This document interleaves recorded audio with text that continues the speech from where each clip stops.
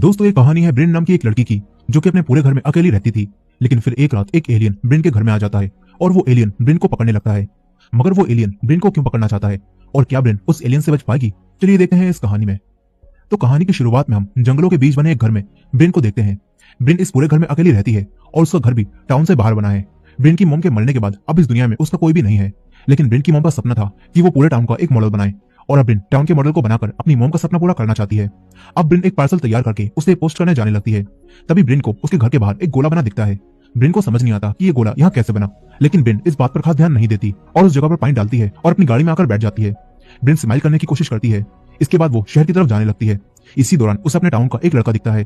Brin उस लड़के को पसंद करती है। ब्रिन एक स्माइल के साथ उसे हाई करती है, लेकिन वो लड़का ब्रिन को जवाब दिए बगैर ही अपना मुंह मोड़ लेता है। यहाँ हमें पता चलता है कि किसी वजह से टाउन का कोई भी इंसान ब्रिन को पसंद नहीं करता। अब ब्रिन टाउन में आकर अपने पार्सल को पोस्ट करती है। इसके बाद ब्रिन अपनी मॉम की कब्र के पास जाकर बैठ जाती है।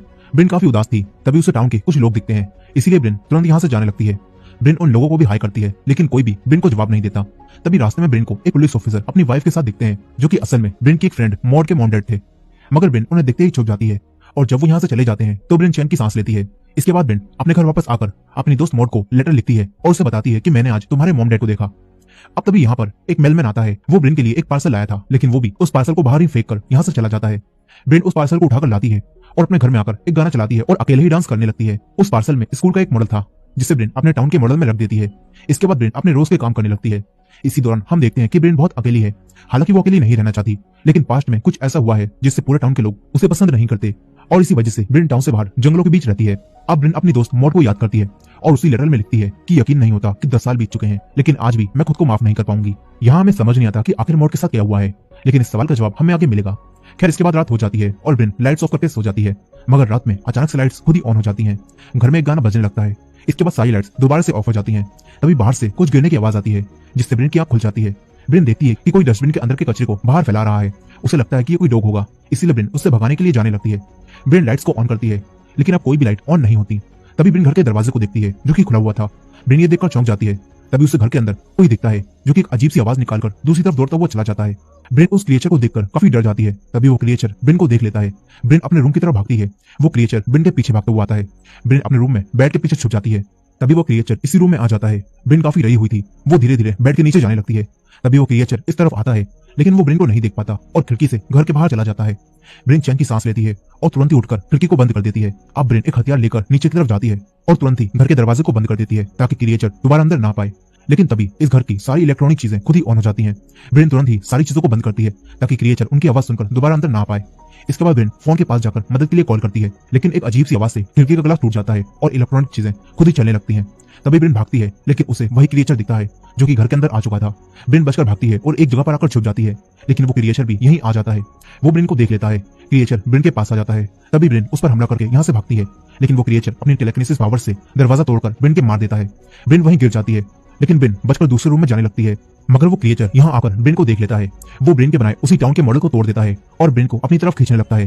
तभी ब्रिन एक नुकीली चीज उठा लेती है। इसके बाद जब वो क्रिएचर ब्रिन को अपने पास लाता है, तो तभी ब्रिन उसके दिमाग में वही नुकीली चीज घुसा देती है, जिससे वो क्रिएचर यहीं मरकर गिर जाता है। ब्रिन भागकर दूर बैठ जाती है। ब्रिन काफी डरी हुई थी और वो सुबह तक उसी जगह पर बैठी रहती है। ब्रिन सुबह उठकर उस क्रिएचर को देखती है, तो वो क्रिएचर एक एलियन जैसा दिखता है, लेकिन वो एलियन पूरी तरह से मर चुका था। इसलिए ब्रिन उस पर एक कपड़ा डाल देती है। फिर ब्रिन अपने फोन के पास जाकर 911 पर कॉल करती है, लेकिन उसका फोन अब खराब हो चुका था।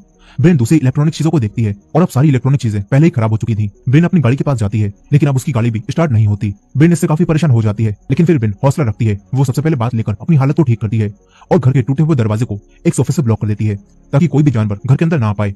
इसके बाद ब्रिन बाहर आकर एक साइकिल से शहर की तरफ जाने लगती है।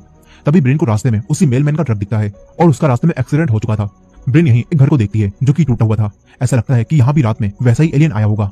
अब तभी ब्रिन वैसे ही गोले में आकर खड़ी हो जाती है, जैसा उसके घर के बाहर बना हुआ था, और यहाँ वैसे ही कई सारे गोले भी बने होते हैं, जो देखकर ब्रिन काफी ज्यादा चौंक जाती है। ब्रिन तुरंत ही टाउन में आती है और पुलिस स्टेशन में रिपोर्ट लिखवाने जाती है, मगर उसके सामने मॉड के मॉम डैड आ जाते हैं। मॉड की मॉम उसे देखकर काफी गुस्सा हो जाती है। ब्रिन उनसे कुछ कहने वाली थी, मगर तभी मॉड की मॉम उसके मुंह पर थूक देती हैं और यहाँ से चली जाती हैं। मॉड के डैड भी उसे अजीब तरह से देखते हैं और यहाँ से चले जाते हैं। ब्रिन को काफी बुरा लगता है। दो पुलिस ऑफिसर्स भी ये सब देख रहे थे, लेकिन वो भी कुछ नहीं कहते। ब्रिन रोती हुई पुलिस स्टेशन से बाहर आ जाती है। वो अपना चेहरा साफ करती है और एक दीवार के पास बैठकर खूब रोने लगती है। थोड़ी देर बाद ब्रिन को एक बस दिखती है। ब्रिन अब डिसाइड करती है कि वो इस टाउन को छोड़कर चली जाएगी, इसलिए ब्रिन उस बस में बैठ जाती है। इसी दौरान हम देखते हैं कि इस टाउन के हर एक घर के बाहर वैसा ही ओला बना हुआ है, यानी कि वो एलियन इस टाउन के सभी लोगों के घर में आए थे। अब इस बस में भी कुछ और लोग भी बैठे हुए थे और उन लोगों को उन्हीं एलियंस ने अपने कंट्रोल में कर लिया था। उनके गले में एक पैरासाइट जैसी चीज थी जिससे वो एलियंस इन्हें कंट्रोल कर रहे थे। अब वो एलियन ब्रेन को इस टाउन को छोड़कर जाने से रोकते हैं क्योंकि एलियंस ब्रेन को भी कंट्रोल करना चाहते थे। यहाँ वो आदमी ब्रेन पर हमला कर देता है। ब्रेन उसे धक्का देकर बचने की कोशिश करती है। तभी एक लड़की भी ब्रेन को पकड़ने लगती है। ब्रेन ये सब देखकर समझ जाती है कि इन लोगों को उसी एलियन के साथियों ने अपने कंट्रोल में कर लिया है। ब्रेन उनसे बचती है। तभी ड्राइवर ये सब देखकर ब्रेक लगाता है जिससे वो आदमी वहीं गिर जाता है। ब्रेन तुरंत ही बाहर निकलकर भागने लगती है, लेकिन वो आदमी भी ब्रेन के पीछे आने लगता है। ब्रेन भागते हुए एक चर्च के पास आ जाती है। वो चर्च के अंदर जाने लगती है, लेकिन चर्च बंद होता है। इसके बाद ब्रेन कब्रिस्तान में आ जाती है। ब्रेन अब एक कब्र के पास आती है जो कि असल में मॉड की कब्र थी और यहाँ हमें पता चलता है कि मॉड आज से 10 साल पहले मर चुकी थी। दरअसल उस समय ब्रेन और मॉड में किसी बात को लेकर बहस हो रही थी, जिसमें गुस्से में मॉड ने ब्रेन को धक्का दे दिया और गुस्से में ही ब्रेन ने भी एक पत्थर उठाकर मॉड के मार दिया, मगर वो पत्थर सर पर लग गया जिस वजह से मॉड की डेथ हो गई। और उस घटना के बाद से ही टाउन के सभी लोग ब्रेन को नापसंद करने लगे, खासकर मॉड के मॉम डैड ब्रेन से सबसे ज्यादा नफरत करने लगे। और इसी वजह से हमने कहानी की शुरुआत से अब तक देखा कि किस तरह टाउन का कोई भी इंसान ब्रेन से बात नहीं करता। अब ब्रेन अपनी दोस्त मॉड की कब्र के पास खड़ी होकर उसे याद कर रही थी। तभी उसे आसमान में काले बादल दिखते हैं जिनके अंदर असल में एलियंस की स्पेसशिप थी और एलियंस ब्रेन को पकड़ने आ रहे थे। ये देखकर ब्रेन यहाँ से भागती है। वो एलियन की स्पेसशिप काले बादलों में छुपकर ब्रेन के पीछे आ रही थी। ब्रेन भागते हुए एक घर के पास आ जाती है। तभी वो टाउन के कुछ लोगों को वहां देखती है जो कि अपने हाथ आसमान की तरफ करके खड़े हुए थे और इन लोगों को भी एलियंस ने अपने कंट्रोल में कर लिया था। ब्रेन इन्हें देखकर भागती है और अपने घर में आ जाती है। उसके घर में अभी उसी एलियन की डेड बॉडी पड़ी हुई थी, लेकिन ब्रेन देखती है कि एलियन के मुंह से कोई चीज बाहर निकल कर गई है और फर्श पर उसके निशान बने हुए हैं। ब्रेन निशान का पीछा करते हुए घास के बीच में आ जाती है, लेकिन यहाँ उसे कुछ भी नहीं दिखता। तभी ब्रेन आसमान की तरफ देखती है जहाँ एलियन की स्पेसशिप उसके घर के जस्ट ऊपर थी। ब्रेन अब हिम्मत दिखाती है। वो तुरंत घर में आकर एक लाइटर लेती है और पूरे घर में लैंप जलाकर उजाला कर देती है। इसके बाद ब्रेन पानी को गर्म होने रख देती है। ब्रेन हथियार के तौर पर एक कटर भी रख लेती है। ब्रेन सारी खिड़कियों को बंद करती है और दरवाजे के सामने एक कपड़ा लगाकर उसमें कील ठोक देती है, लेकिन एलियन की स्पेसशिप ब्रेन के घर के बाहर ही घूम रही थी। ब्रेन अब छुपने के लिए अपने घर के बेसमेंट में जाने लगती है। तभी वो देखती है कि जो कीलें उसने ठोकी थी वो खुद ही निकल रही हैं। अब ब्रेन ये देखकर वहीं छुप जाती है। तभी एक लाइट अंदर आती है और वो लाइट उसी एलियन की डेड बॉडी को उठाकर अपने साथ ले जाती है। ब्रेन ये सब देखकर तुरंत बेसमेंट में चली जाती है। तभी एक और एलियन उसके घर के अंदर आ जाता है। इधर ब्रेन बेसमेंट में छुपने लगती है। तभी यहाँ एक दरवाजे से एक लाइट अंदर आती है और एक एलियन बेसमेंट में भी आ जाता है। ब्रेन उस एलियन से छुपने लगती है और एक कैंची उठा लेती है। वो एक टेबल के नीचे आती है, लेकिन वो एलियन ब्रेन के सामने आ जाता है।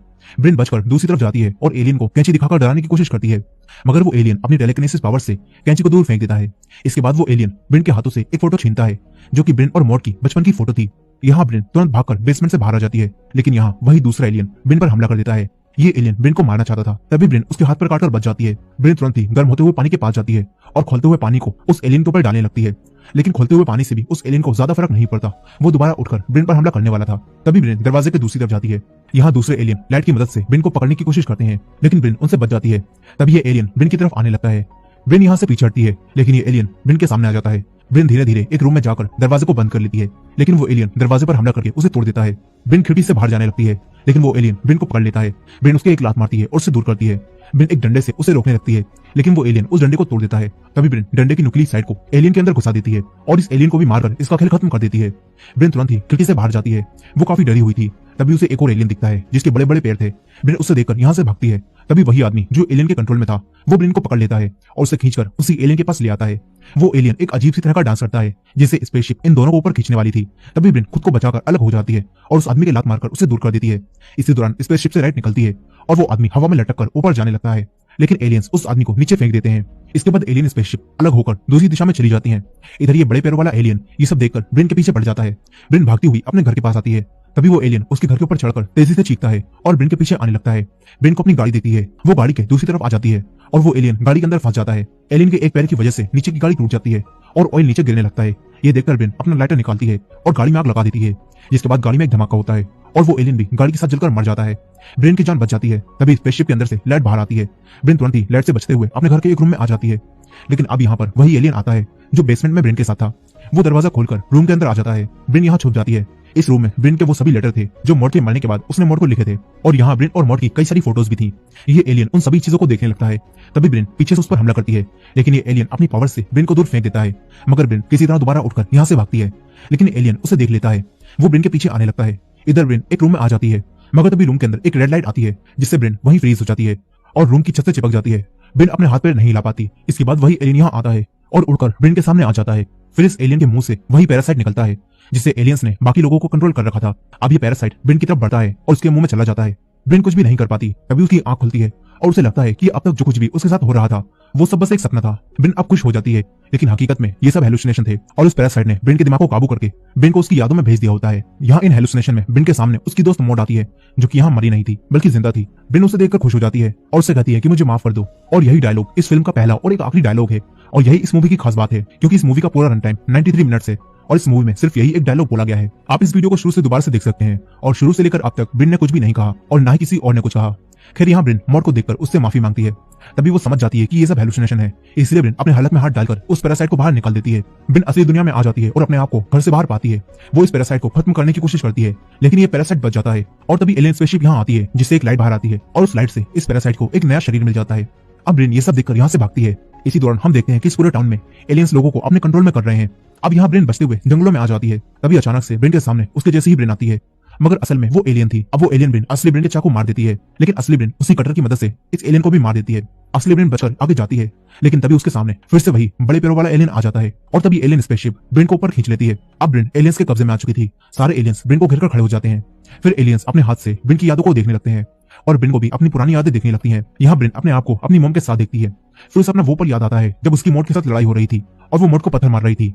इसके बाद ब्रिन खुद को देखती है कि किस तरह मॉड की मौत के बाद वो खुद को माफ नहीं कर पाई थी और काफी दुखी होकर मॉड के लिए लेटर लिख रही थी। यहाँ ब्रिन अपने यंग रूप को देखकर उसके हाथ पर हाथ रखती है। ये देखकर ऐसा लगता है मानो ब्रिन अपने यंगर सेल्फ से कह रही हो कि अपने आप को माफ कर दो, अब और दर्द सहने की जरूरत नहीं है। अब यही एलियंस ये सब देख रहे थे और ब्रिन के बारे में ये सब जानकर एलियंस फैसला करते हैं कि ब्रिन पहले ही बहुत कुछ झेल चुकी है, इसलिए वो उसे अपने कंट्रोल में नहीं करेंगे। इसके बाद एलियंस ब्रिन को अपनी स्पेसशिप से नीचे फेंक देते हैं। ब्रिन जिंदा बच गई होती है, जिससे वो काफी खुश होती है। अब इसके बाद हम कुछ समय बाद का सीन देखते हैं, जहां अब टाउन में सब कुछ नॉर्मल हो चुका था। यहीं टाउन के सभी लोग अब ब्रिन के साथ अच्छा बिहेव करने लगे थे। इस बार जब ब्रिन सबको हाई करती है तो वो सब भी ब्रिन को हाई करते हैं, जिससे ब्रिन काफी खुश हो जाती है। लेकिन असल में वो सभी उन्हीं एलियंस के कंट्रोल में थे। लेकिन ब्रिन की लाइफ अब पहले से अच्छी हो चुकी थी, इसलिए शायद उसे इस चीज से फर्क नहीं पड़ता कि वो एलियंस के बीच में रहती है या फिर इंसानों के बीच में। अब शाम को ब्रिन टाउन की पार्टी में जाती है, जहां वो सबके साथ डांस करती है।